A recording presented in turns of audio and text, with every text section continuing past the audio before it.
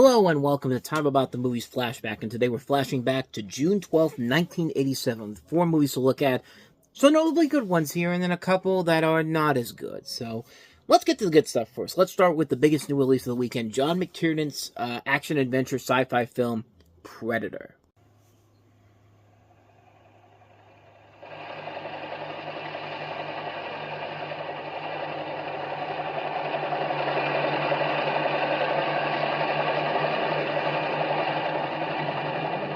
Nothing like it has ever been on Earth before. We cannot see it, but it sees the heat of our bodies and the heat of our fear. It kills for pleasure. It hunts for sport. But this time, it's picked the wrong man to hunt. He is the ultimate warrior. If he is to destroy it, he must become more than a man. More than an animal. He must become the very spirit of the Predator. Arnold Schwarzenegger in Predator. Soon the hunt will begin. I mean, what more can you say, man? Predator is friggin' amazing.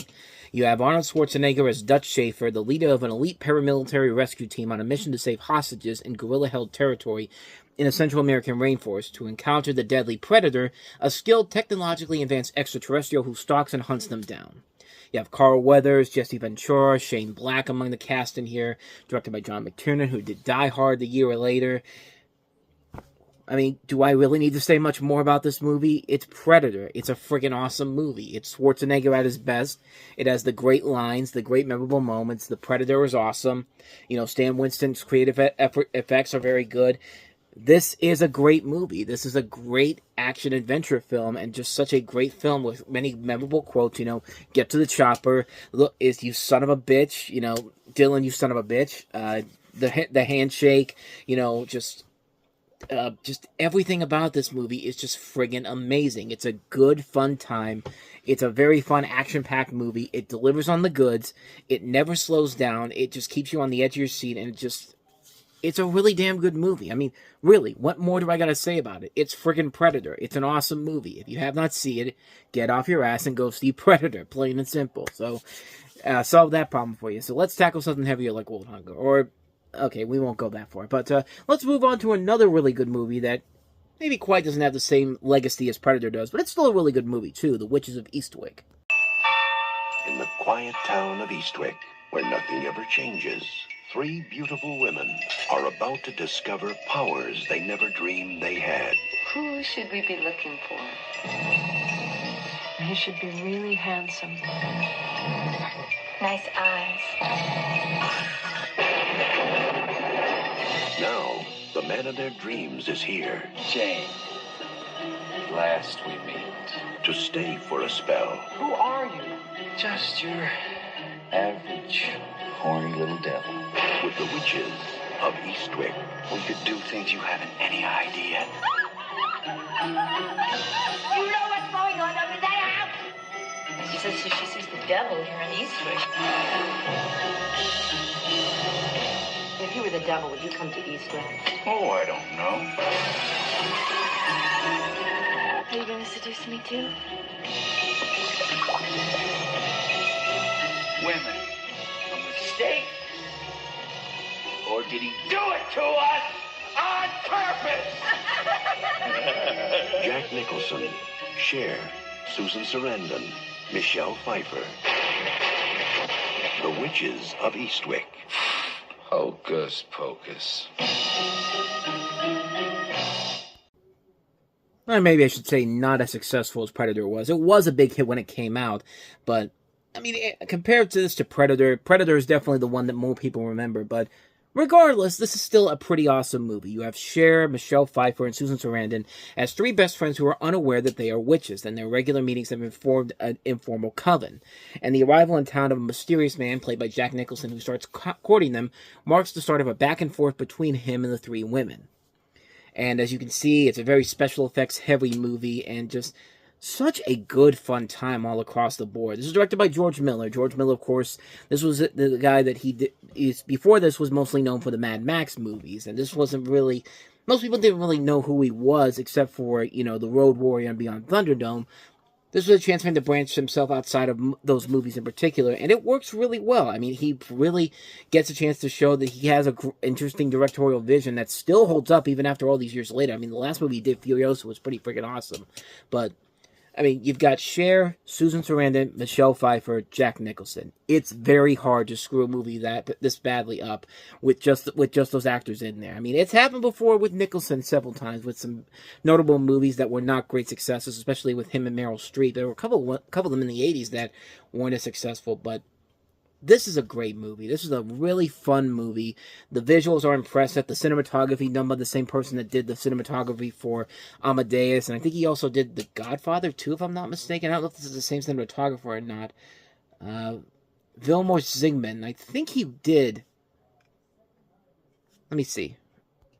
Okay, I'm thinking of somebody else. But this guy is a notable cinematographer. He did, I was close on The Godfather. Michael Cimino was a protege, apparently, of Francis Ford Coppola. He did The Deer Hunter. He did Close Encounters of the Third Kind. And, you know, he works very well with George Miller's directing style in this. And just, everybody is committed to the role here. Susan Sarandon, Michelle Pfeiffer, and Cher are a ton of fun to watch. Jack Nicholson playing this handsome devil. I mean, it's really funny. It's a really funny movie. It's a very engaging, dark comedy. And Warner Brothers was on a roll with these back in the day. Of course, Beetlejuice came out the year later and was a very successful film. This is a really good movie. It's a really great film, a fun time all across the board. The actors are giving it their all. And George Miller is showing that, hey, he's not just the Mad Max guy. He can make other movies, and they're pretty awesome for that. And it just works. It's a very fun movie. It's a very funny comedy.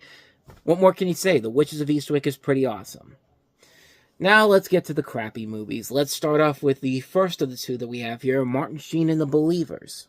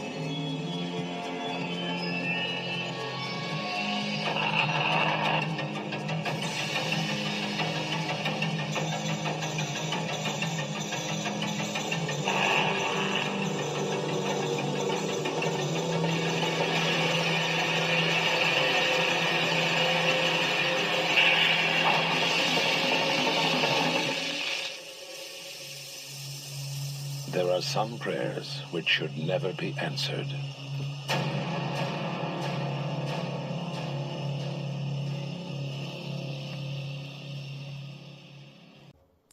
Yeah, don't let this cool marketing fool you. This movie is a piece of garbage.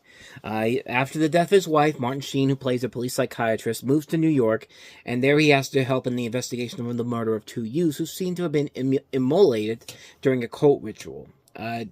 Martin Sheen's character believes it's been voodoo and ignores the warnings of his housekeeper, enters the scenery, and soon gets under the influence. They try to get him to sacrifice his own son. And why are they doing this? The movie never explains it. This movie never really explains anything, really.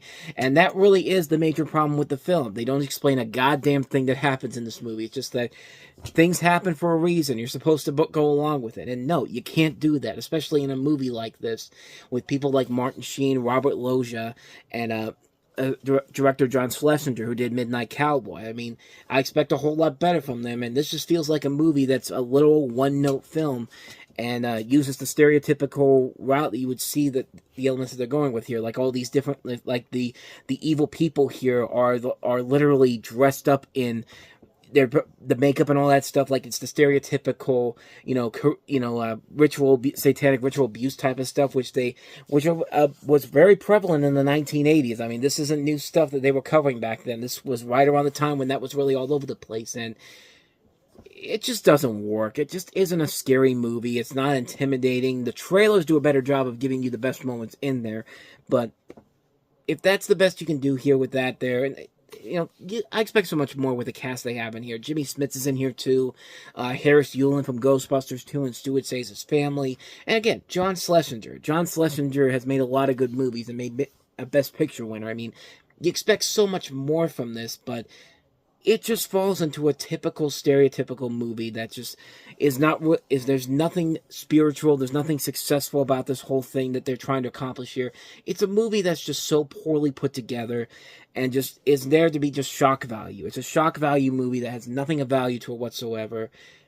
Yeah, it's a terrible movie. The Believers is one you should not believe in. I'll just go with that. And maybe even more offensive than The Believers, if you can believe that, is our last movie that we have here, which is $1 Million Mystery. They're going after the money! $1 Million Mystery, the most rewarding movie ever made. If you solve the mystery, you can win $1 million cash. $1 Million Mystery, rated PG. Starts Friday, June 12th at theaters everywhere.